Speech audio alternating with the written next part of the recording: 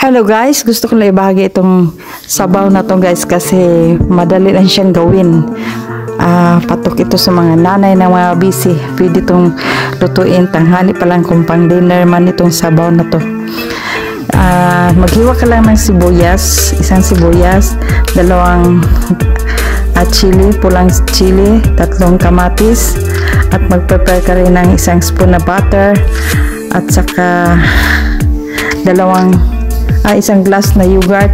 Magpainit ng tubig na mainit, isang litrong tubig na mainit, at saka isang teaspoon na tomato salsa. Tapos sa kabila, mag-prepare ka rin ng asin, dried mint, and half teaspoon butter. Ito ay kasi titimpla ito pagkatapos i-blender. Ngayon, unang gawin is magpainit ka ng kaldero guys. Pagka mainit yung kaldero, maglagay ka na ng isang spoon butter. Isunod mo na yung 1 onion na hinihaluan ng pino. Tapos igisa-gisa mo muna siya. Pag nakita yung medyo malambot na yung onion, isunod mo yung 2 spoon na flour o harina. Igisa-gisa.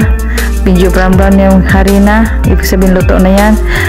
Mahina yung apoy lang guys ha. At tapos ihalo mo na yung 3 green chili, tomato, 3 tomato na hiniwang maliliit, at isunod yung red pepper na maliliit din na ipaghiwa. Pagkatapos lagyan ng salsa guys.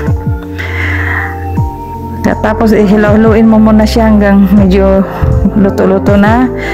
Isunod mo na yung isang basong yogurt at saka isang litrong tubig. Ayan na guys, kumulo na siya ng kumulo. Hintayin na natin lumambot talaga yung lahat ng sangkap. Hintayin lang lumambot. Pag lumambot na yan guys, ayan, tingnan mo na, biniblender na. I-blend mo na siya, i-blend gamit yung hand blender o any kind of blender, basta mapino lang siya ng husto. Ayan guys, yan, ipino mo lang siya ng husto sa blender para hindi naman sasabit sa lalamunan. Lalo na sa amin, kailangan i-blender siya ng gusto dahil mga matatanda ang iinom nito. Karamihan iinom. Kahit kami, umiinom din kami ng sabaw, pero marami kasi kami kasama dito matatanda. May yung mga amo namin is matatanda. So, kailangan sinisiguro namin na pinong-pino talaga.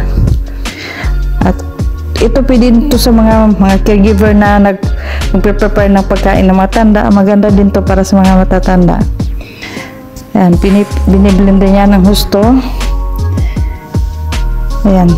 Pagkatapos ng i-blend mo siya guys, ganyan niya ang tsura niya guys. Ito, tinan mo. Parang kasarap na talagang higupin ng sabaw na to. Masarap siya guys. Ayan. Yan, pinong-pino na siya, diba? Ang ganda na tingnan. Ngayon, isunod mo na itimpla ang dried mint. Hindi ko lang nakuha na ng video, gawa ng nabisi na ako. Dried mint, salt, at saka half teaspoon butter. Ihalo-halo mo siya. Yan na guys, done na siya. Masarap na siya. Pwede na siyang inumin anytime. Yan na guys, bye.